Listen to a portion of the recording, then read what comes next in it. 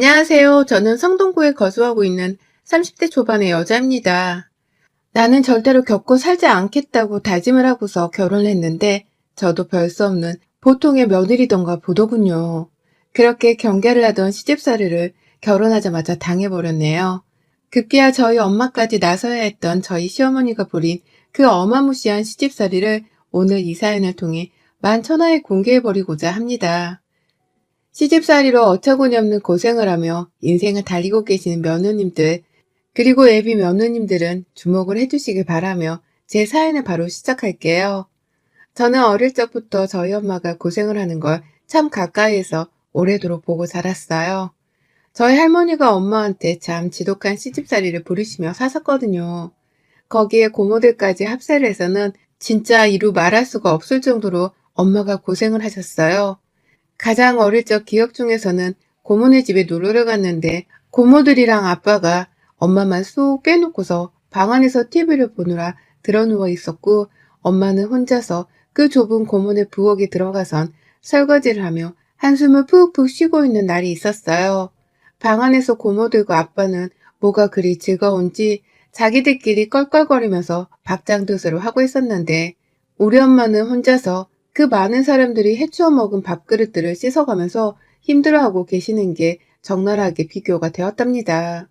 제가 학교를 채 들어가지도 않았던 어린아이였지만 그 당시 엄마가 너무 불쌍해 보이고 걱정이 된다면서 지금까지도 또렷하게 기억이 나는 순간이에요. 그때의 기억을 시작으로 그 후로도 우리 엄마만 고생을 하는 장면들이 문득문득 참 많았어요. 고모네 집은 하필 저희 집이랑 가까웠던 바람에 정말 자주 불려갔었는데, 그 많은 대식구들 밥을 하고 설거지를 하는 것까지 죄다 우리 엄마의 몫인 것을 전 참 쉽게 보고 자랐습니다. 저희 할머니가 딸만 5에 아들은 우리 아빠 딱 하나만 낳았거든요. 저한테는 친척들이 많아서 복작복작하니 좋은 것이었지만 엄마한테는 입장 바꿔 생각을 해보면 시누이가 무려 하나도 아닌 5인 꼴이었으니 기가 막힌 가족 구성원이었죠.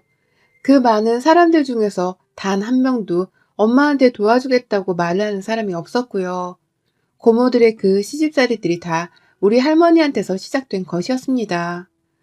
할머니가 엄마를 늘 시집 뒤치다거리나 해야 하는 종 그 이상 혹은 이하로는 절대로 봐주질 않으셨기 때문에 엄마는 늘 할머니의 시종만 들며 살았거든요. 제사 때도 그렇고 할머니네 식구들이 단체로 보이는 날에도 그렇고 늘 엄마는 혼자서 부엌에 들어가 있어야 하는 도움이었기 때문에 고모들도 엄마를 딱 그 정도로밖에 생각을 못하는 것이었죠. 당연히 고모들도 생각을 똑바로 가지지 못하고서 처신을 함부로 한 게 잘못이긴 했으나 자식들에게 며느리는 딱 그런 존재밖에 안 된다는 걸 행동으로 보여주며 사셨던 할머니가 가장 원망스럽습니다. 엄마가 명절에 시골에 내려갈 때마다 힘들어하고 또 괴로워하던 모습을 제가 옆에서 너무 봐왔었기 때문에 그런 걸까요? 전 이 다음에 내가 커서 결혼을 하게 된다면 절대로 시어머니한테 잡혀 살지도 않을 것이고, 시댁 식구라는 이유로 지나치게 윗대접을 해주며 살지 않을 것이라는 다짐을 아주 굳세게 했었어요. 차라리 결혼을 안 하고 말지, 하게 된다면 절대로 내가 그 집안의 종이 아니라 손님으로 들어간 것이라는 걸 두고두고 알려주면서 살 거라 마음에 새겼어요. 절대로 우리 엄마처럼 바보같이 시킨다고 시키는 것들을 해가면서 지나친 책임감과 사명감에 둘러싸여 사는 며느리 짓은 하지 않겠다고 마음을 먹었습니다. 엄마가 참다 고모들이랑 대판 싸우고서 할머니한테까지 반항을 하며 그만 좀 부려먹으라고 입으로 펀치를 날리셨을 때 제가 바로 옆에 있었거든요. 그때도 저는 차라리 저렇게 처음부터 싸우는 것이 나았을 텐데 라고 생각을 하면서 엄마를 응원하고 얼마나 통쾌했는지 몰라요. 나한테도 시집살이를 시키는 상황이 생긴다면 며느리 짓을 하지 않는 건 둘째치고 맞받아 쳐주는 용기도 가져야겠다 싶었죠. 하지만 막상 제가 결혼을 해보니 이게 정말 말처럼 쉽지 않다는 걸 뼈저리게 깨달았어요. 저희 남편은 일남일녀 중 막내 아들이고요. 위로 계신 형님은 대학 입시에 실패하고서 미국으로 도피 유학을 떠났다가 거기서 남편을 만나서는 시집가고 살림을 차리셨어요. 그 바람에 형님은 미국에서 쭉 살게 되었고, 저희 시부모님께는 한국에 남아있는 자식이라곤 저희 남편이 전부였습니다. 그래서였을까요? 유독 막내 아들 사랑이 각별하셨던 분이셨는데 큰 딸내미까지 해외로 나가버리자 이제 남은 건 정말 아들 하나밖에 없다고 생각을 하시면서 참 가까이 끼고 살려고 하셨어요. 일단 저희 남편은 저하고 동갑이고요. 둘 다 같이 재직 중인 회사에서 사내연애를 하다 결혼하게 된 케이스입니다. 둘 다 다니는 회사는 대기업이고 각자 결혼하기 전까지 모아놓은 돈도 충분히 있었고 남편네는 시부모님이 형님을 도피 유학까지 시켜줄 정도로 경제적 여유가 있었고 또 저희 친정도 저희 엄마가 외할아버지로부터 물려받으신 땅도 있고 또 아버지가 공기업에서 오래 재직하다가 얼마 전에 퇴직을 하셨는지라 모아놓은 돈이 많은 편이었거든요. 각자 모자람이 딱히 없이 자랐다가 만나서 결혼하는 케이스였기 때문에 결혼을 하면서도 돈 때문에 눈치 보거나 아쉬워할 것은 없었답니다. 시어머니가 전해주신 애단 목록도 저희 집에서 착착 해드렸고 시댁에서도 남자 쪽 집안이라면서 결혼식 비용부터 자잘한 지출을 다 책임을 지셨는데요. 두 가정이 합의를 하고서 지금까지 살고 있는 신혼집은 반반 부담을 하고서 저희 부부의 공동명의로 사드렸어요. 저희가 이제 결혼한 지 2년 차인데 이미 그 2년 전부터 집값은 올라버리고 있는 상태였기 때문에 같이 집을 사드리는 것이 더 현명하겠다 싶었던 것입니다. 그렇게 집을 구해서는 남들 사는 것처럼 그냥 보통처럼 살려 했어요. 둘 다 직장을 다니고 있었기 때문에 신혼여행에서 돌아오고 나서는 바로 출근을 하며 이전과 똑같은 일상을 보냈고요. 그럼에도 불구하고 아무래도 둘 다 젊은 신혼부부였다 보니 함께 삶을 해볼 수 있는 부부의 삶도 잘 실천하며 살아보려 했습니다. 둘 다 맞벌이를 하고 있었기 때문에 누구 하나가 살림을 책임지려 하는 게 아니라 서로 시간이 남는 사람 혹은 번갈아 가면서 살림을 도우려 했죠. 저도 제가 여자이긴 하지만 제가 요리를 해야 한다는 생각은 전혀 하질 않았었고 그에 대해서는 남편도 누누이 말을 했었기 때문에 주로 저희 집에서 밥을 하는 건 남편이 담당을 했어요. 저보다 남편이 요리하는 걸 좋아하고 또 실제로 요리도 잘하는 편이었거든요. 그러니 저는 남편한테 요리를 맡기고는 남은 집안일이나 하면서 같이 꽁냥거리며 살았습니다. 부부는 평등하다는 걸 은연중에 우리 부부의 가문 같은 것으로 삼고는 정말 평등하게 공평하게 살았어요. 그런데 그 꼴을 시어머니한테 보이고 난 순간부터 저의 지옥 같은 시집살이가 시작되었습니다. 결혼하고서 거의 한 달 가까이를 제대로 된 집들이를 한 번 하지를 못했어요. 둘 다 직장으로 돌아가서 밀린 일을 하느라 바쁘기도 했고 특히 남편한테 해외 출장 일정이 잡힌 바람에 남편의 야근이 꽤 잦았거든요. 그래서 웬만하면 우리 부부가 좀 여유 있을 때 초대를 하자고 마음을 먹었고 그러다 보니 결혼하고 2달 차가 지나갈 때쯤 겨우 집들이를 한다고 시부모님을 초대했는데 그날 어머님은 남편이 앞치마를 메고서 요리를 다 자기가 한 거라면서 자랑스럽게 꺼내 보이자 저를 엄청 째려보셨어요. 말로 혼을 내신 건 아니었지만 왜 자기 아들이 요리를 하고 있냐면서 저를 따로 화장실 앞으로 불러 물어보기도 하셨고 내내 얼굴 표정이 불편한 채로 음식을 깨작깨작 드시다가 일어나셨죠. 그리고는 그 다음날 바로 회사에 있는 저한테 전화를 하셔서는 하나하나 물어보시더라고요. 이를테면 그동안에도 결혼하고서 쭉 네 남편이 요리를 했냐고 물어도 보셨고 그럼 설거지랑 세탁기 돌리는 것도 다 걔가 하냐면서 자기 아들이 도대체 왜 살림을 하고 있는지에 대해서 모르는 듯 물어보셨어요. 황당함도 덧붙여서 말이죠. 그래서 제가 둘 다 맞벌이를 하는 사람들이고 그러니 서로 도와가며 하는 거라고 말씀을 드렸어요. 누가 더 하고 말고 하는 게 아니라 저희는 부부니까 함께 해나가면서 사는 중이에요, 어머님. 라고 웃으면서 말입니다. 그러자 어머님은 그래, 니들 참 보기 좋은 부부다. 라고 하면서 마치 마지못해 대답하듯 말씀을 하셨고요. 전화를 끊고서는 한동안 잠잠하셨는데 그 후 설날에 저 진짜 허리가 뽀셔지는 줄 알았습니다. 다 같이 서울에 살고 있으니 명절이라고 시댁에 내려갈 일도 잘 없었고요. 그래서 진짜 가벼운 마음으로 설을 보내려고 시댁에 갔거든요. 그런데 남편이 말하기로는 제사도 그냥 간단하게 지내고서 가족들끼리 후다닥 쉬는 편이라고 했었는데도 불구하고 집안의 제사가 한가득이더라고요. 남들은 설 명절 중에서 하루만 제사를 지낸다고 하면 저희 집은 시어머니가 오만 조상들을 다 끄집어 내셔서는 제사를 지내겠다며 하루에 몇 번씩 연휴 내내 그 짓을 하게 시키신 겁니다. 남편이랑 시아버지도 또 하는 거야? 언제부터 이렇게 챙긴 거야? 라고 하면서 당황을 하셨고, 시어머니도 얼핏 보기로는 제사가 많아지니 번거로워하는 것 같았어요. 하지만 힘들어하진 않으셨죠. 그 제사 준비를 하느라 필요한 음식을 만드는 건 다 제가 해야 했으니까요. 하나부터 열까지 아무것도 준비를 하지 않은 채 음식만 사놓으신 어머님은 너가 해야 하는 건 다 종이에 적어놨으니까 시킨 대로만 해. 라고 하면서 주문을 내린 바람에 저는 친정에서도 엄마 너머로만 보고 해왔던 그 제사 음식을 혼자서 생으로 준비했어요. 과일 머리를 깎아놓지도 않아서 그 사소한 것까지 저 혼자서 다 했고요.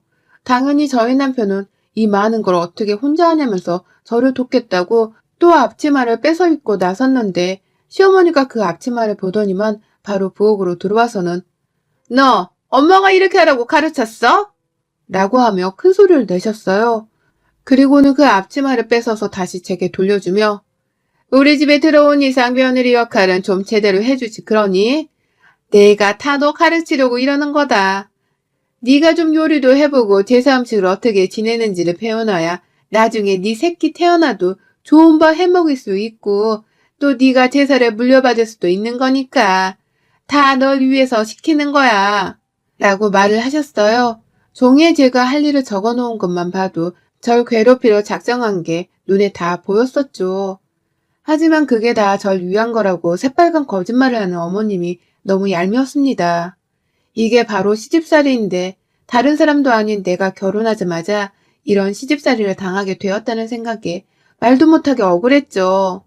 생각했던 대로 시어머니께 반항을 하고 맞서 싸워서라도 며느리를 손님 대접해달라고 말을 해야 하나 싶어서 머릿속에서는 5만 가지 생각이 다 났는데요.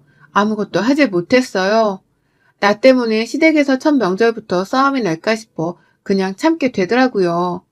시아버지랑 남편이 어떻게든 절 도와주고 제 일을 덜어주려 눈치를 보시는 게 다 보였는지라 그분들을 위해서라도 참고자 했습니다.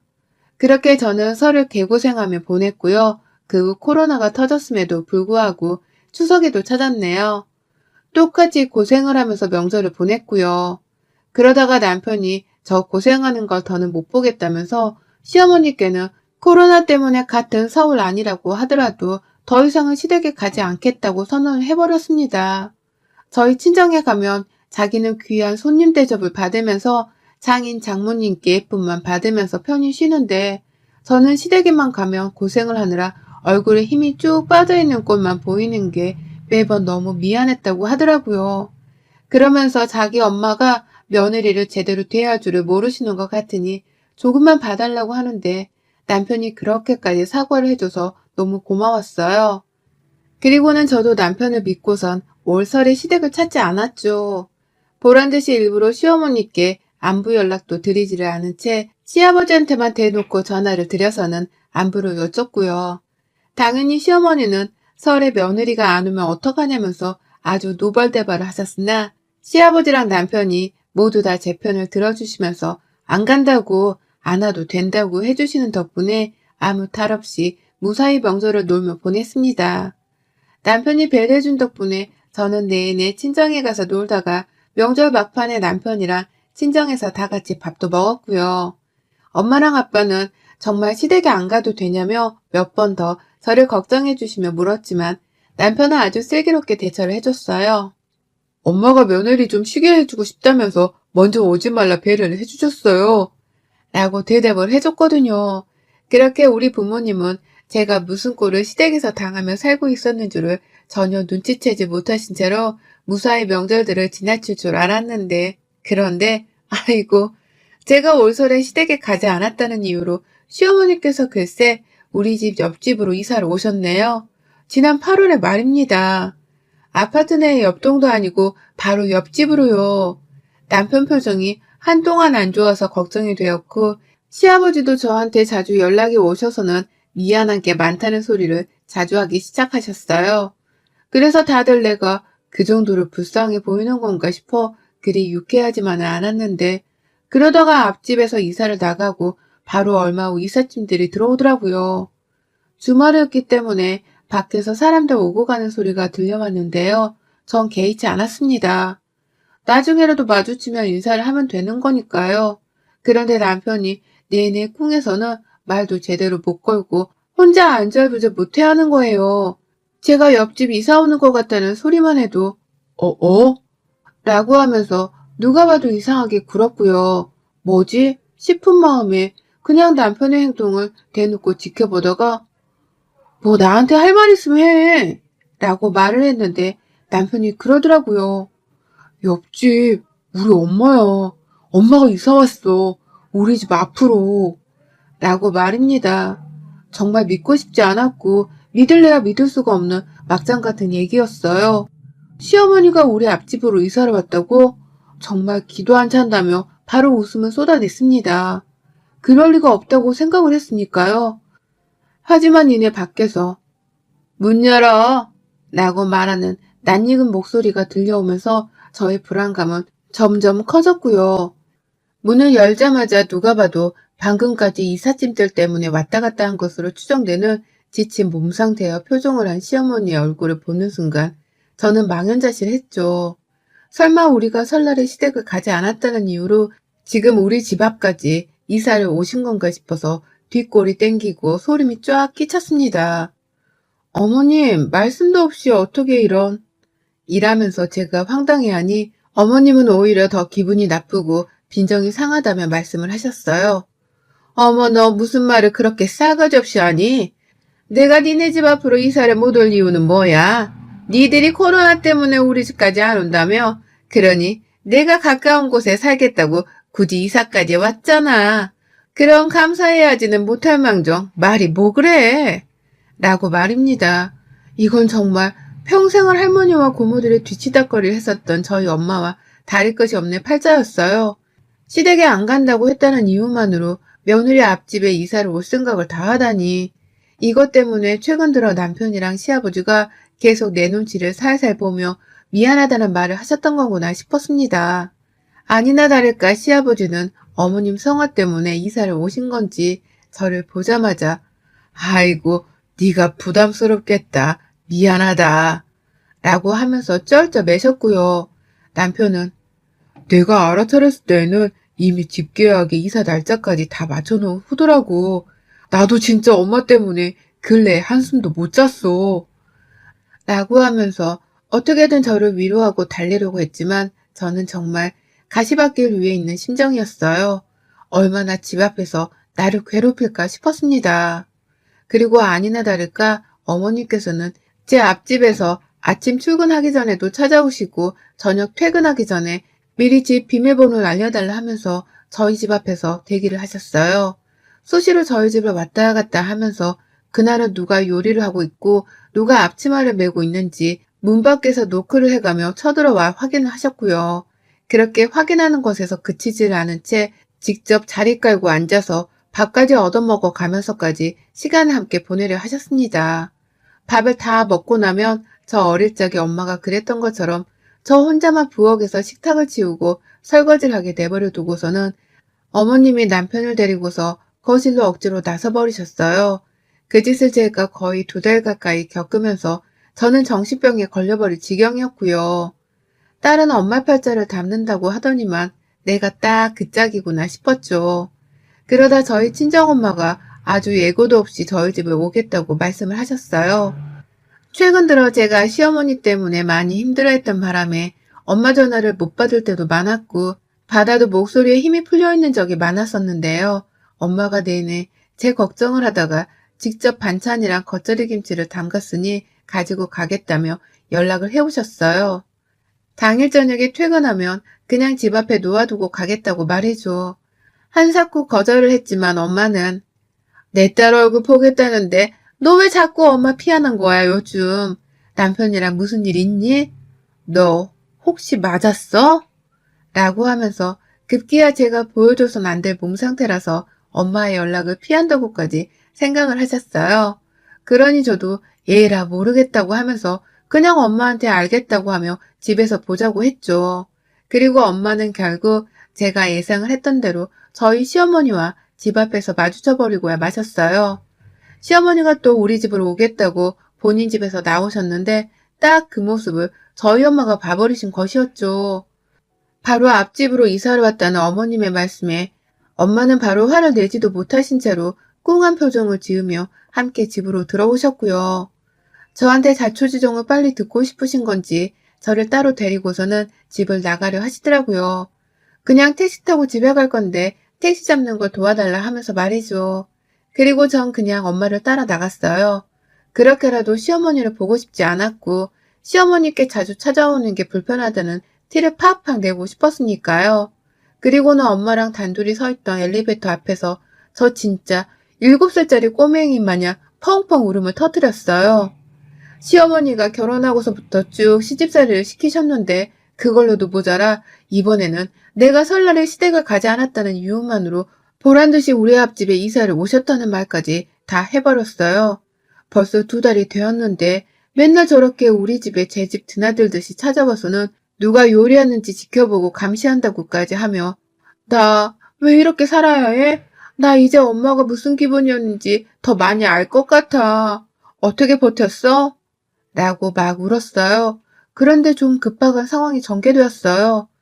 우리 엄마라면 화는 내시겠지만 일단 남편이랑 먼저 잘 얘기를 해서는 시어머니를 내보내라고 하면서 이성적으로 말씀을 해주실 줄 알았거든요. 그런데 우리 엄마 지하 주차장에 도착한 엘리베이터의 문을 바로 닫고서는 그대로 다시 저희 집으로 올라가셨어요.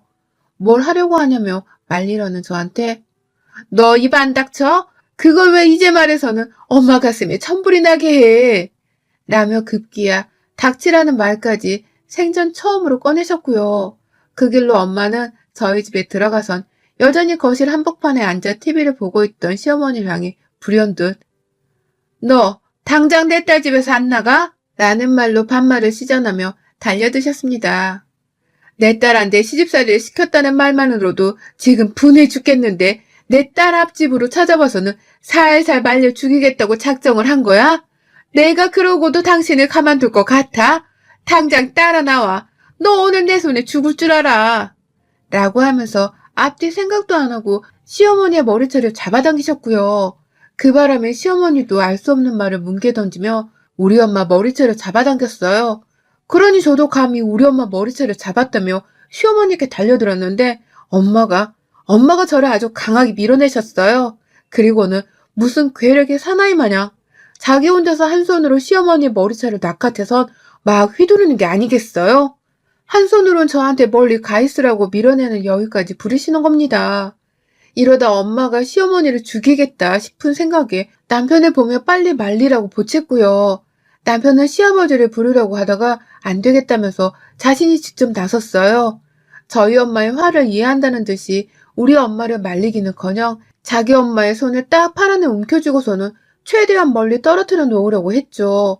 그러니 그 사이에도 저희 엄마는 몇 대나 더 시어머니께 손찌검을 날렸습니다. 내 딸을 어떻게 키웠는데 감히 염치도 없이 네가 시집살이를 시켜? 당신 딸내미가 시어머니한테 이런 꼴 당하고 살면 당신은 좋겠어? 내가 당신 아들한테도 당신이 한 것처럼 똑같이 처가살이라도 한번 시켜줘? 작정하고 당신 아들 고생 좀 시켜봐. 라고 하면서 한참을 더 소리를 지르며 훈계 같은 말싸움을 하다가 엄마도 힘이 드신 건지 고성을 멈추셨어요. 그 사이 시어머니는 아주 넋이 나간 채로 만신창이가 되어 계셨고요. 남편은 조용히 시어머니 보는 앞에서 장모님, 제가 진짜 면목이 없고 너무 죄송합니다. 최대한 빠른 시일 내에 저희가 이사를 가는 걸로 하겠습니다. 정말 죄송합니다. 라며 허리 숙여 진심으로 사과를 했어요. 그리고는 시어머니께 나가! 제발 좀 나가! 라며 화를 내며 집 밖으로 데리고 나갔죠. 그날 저는 저희 엄마 덕분에 남편으로부터 우리가 직접 이사를 나간다는 확답을 재차 받았고요. 직장을 다니는 저희를 대신해서 저희 엄마가 직접 집까지 알아보시며 아주 일사천리로 이사 준비를 강행했습니다. 시어머니는 그 와중에 저희 엄마가 또 우리 집을 찾아올까 싶은 건지 더 이상 저희 집을 찾아오지 않으셨고요. 오히려 전화를 해서는 니네 엄마 있냐? 라는 걸 가장 첫 인사라고 물어보기까지 하셨어요. 그리고서는 제발 이사를 가지 않으면 안 되겠냐고 자기가 외로워서 그런다며 그제서야 마음에도 없는 사과를 하셨는데요. 저는 절대로 어머님이랑 이웃사촌으로 웃으면서는 더 못 산다고 못을 제대로 바꿔서 이사를 더 열심히 준비했습니다. 오늘도 엄마랑 집을 알아보고 들어오는 길이에요. 오늘 본 집이 마음에 들어서 계약을 하기로 했고, 그래서 곧 이사를 나간다고 생각을 하니 괜히 마음이 싱숭생숭하며 개운하더라고요. 이 마음을 그대로 부여잡고서는 사연을 써보고도 싶었고, 어머님이 들어주시길 바라는 마음에서 고해성사 비슷한 것도 해보게 되었네요. 어머님이 우리 집 앞으로 이사 와준 덕분에 그 짧았던 2달 동안 저는 시집살이를 호되게 당했으나 더 좋은 집으로 이사도 가게 되었고요. 우리 엄마가 직접 홍군형을 내줘서 어머님의 시집살이가 쑥 사라지게 할 수도 있었네요. 어떻게 보면 어머님이 자초한 덕분에 더 이상의 괴로운 시집살이는 없게 되었습니다. 부디 하나 있는 며느리랑 절연해서 살고 싶은 게 아니시라면 이젠 좀 정도껏 하고 사시길 바랍니다. 당신 인생에 또 머리채 잡힐 일을 만들면 안 되잖아요. 여러분의 생각은 댓글로 남겨주세요. 오늘도 시청해주셔서 정말 감사합니다.